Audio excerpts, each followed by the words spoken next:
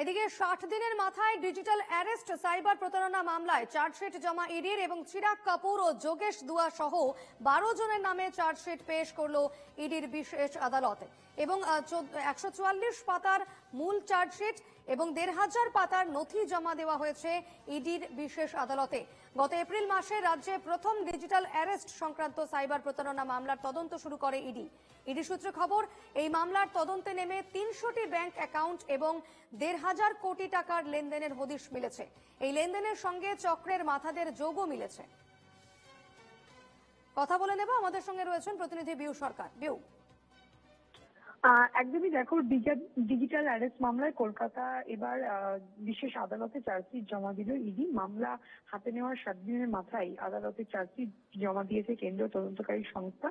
ED আদালতে যেটা দাবি করছে যে ডিজিটাল অ্যারেস্টের ভয় দেখিয়ে সাইবার প্রতারণার মাধ্যমে 1500 কোটি টাকার দুর্নীতি করেছে এই চক্র। এই চক্রের মাস্টার মাইন্ড চিরাগ কপুর এবং যোগেশ দুয়ার নাম এবং তাদের একটি সংস্থার নামও রয়েছে চার্জশিটে। এটা জানা যাচ্ছে এই মামলার তদন্তে নেমে 300টি ব্যাংক অ্যাকাউন্ট এবং 1500 কোটি টাকার লেনদেনের হদিশ মিলেছে ইডি আধিকারিকরা। এবং যেটা জানা যাচ্ছে ইডি লেনদেনের সঙ্গে চক্রের মাথাদেরও যোগ মিলেছে। ডিজিটাল অ্যারেস্টের মামলায় দুবাই যোগও পাওয়া গিয়েছে। বিভিন্ন সংস্থা এবং ব্যাংক অ্যাকাউন্ট খুলে তার নথি এবং সিম কুরিয়ারের মাধ্যমে দুবাই পাঠিয়ে দেওয়া হতো বলে ইডি সূত্রে খবর।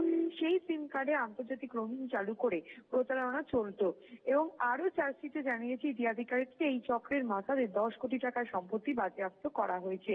চিরাগ এবং যোগেশকে গ্রেফতার করেছিল কলকাতা পুলিশ। কল্পটিনের এক মহিলার অভিযোগের ভিত্তিতে ডিজিটাল অ্যারেস্টের প্রতারণা তদন্ত শুরু করেছিল কলকাতা পুলিশ। ওই মহিলা ডিজিটাল অ্যারেস্টের ফাঁদে খুইয়েছিলেন 47 লক্ষ টাকা। সেই তদন্ত নেমেই কলকাতা পুলিশ বিভিন্ন জায়গায় তল্লাশি চালিয়ে গত বছরে 28শে সেপ্টেম্বর 104টি পাসবুক, 61টি মোবাইল, 33টি এটিএম কার্ড,